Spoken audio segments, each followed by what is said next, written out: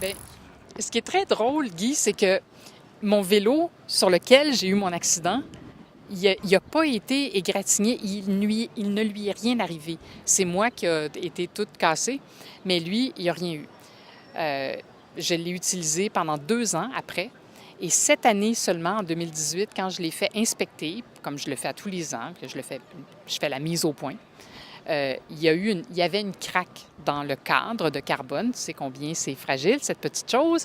Alors, j'en ai changé. Alors, j'ai un nouveau Trek, parce que j'avais un Trek, j'en ai un encore, et j'en suis folle. Je l'aime beaucoup.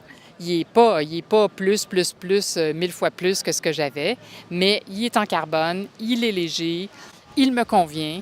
Non, j'ai pas de vitesse électronique. Je sais que c'est la dernière affaire à la mode, mais tout ce qui est un peu électronique m'inquiète et m'angoisse, alors j'ai rien fait pour en ajouter.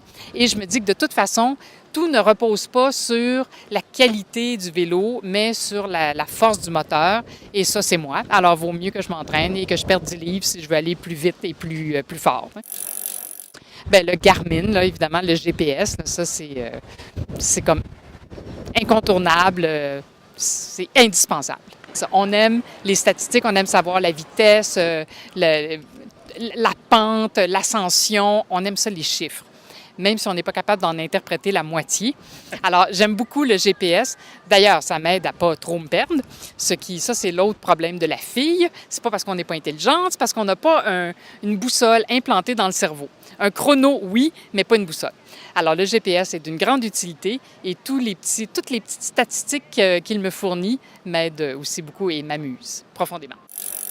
Dont je ne me suis pas servi, non. Ça, j'en ai jamais acheté de tel, mais le GPS que j'ai acheté est un petit peu trop perfectionné pour moi. Alors, je ne me sers pas de toutes les fonctions et je me sens un peu insignifiante. Il fait plus d'affaires que je ne serais jamais capable d'en apprendre. Alors, je ne suis pas fière de moi. J'aurais pu le payer 200-300$ de moins. Il aurait fait autant mon affaire, il m'aurait coûté moins cher. Ah, quand je veux me faire plaisir, je vais au Vermont.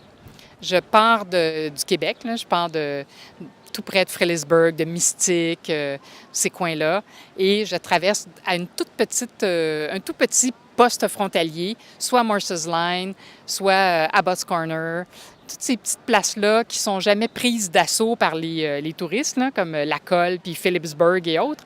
Et je vais faire un petit tour, une petite virée au Vermont parce que les routes sont merveilleuses et que c'est un beau petit dénivelé, là, c'est charmant. Montréal, j'en ai pas beaucoup fait sur les pistes cyclables, en effet, mais il y a certaines pistes cyclables qui se retrouvent sur les parcours que je fais, notamment celle de Terrebonne. Et chaque fois que je m'y trouve, je remercie dans mon fort intérieur mon ancien collègue Joël Goulet, qui est maintenant à la ville de Terrebonne et dont ce fut le projet, là. Il a beaucoup travaillé à l'aménagement de cette piste cyclable à Terrebonne. Et il y a aussi la Montérégienne en Montérégie, qui est très belle, parce que ce ne sont pas des pistes cyclables comme en ville, c'est-à-dire qu'on y trouve rarement des parents avec des poussettes, des enfants avec des patins roulettes. C'est vraiment des pistes cyclables où il y a à peu près que des cyclistes. Donc, c'est très facile de rouler là, c'est très beau, c'est très sécuritaire, j'adore ça. Le comportement d'un automobiliste que tu détestes le plus? Bien, l'agressivité, forcément. Bien, le je m'en foutisme. Les cyclistes qui pensent qu'ils sont les seuls sur la route. Je trouve ça dangereux. Absolument. Et je m'en cache pas. J'ai roulé comme tous les autres cyclistes. Je ne roulerai plus comme ça en ville. Parce que maintenant, je suis rendue terrifiée, là. C'est peut-être pas la bonne raison qui fait que j'ai changé de comportement, mais au moins j'en ai changé.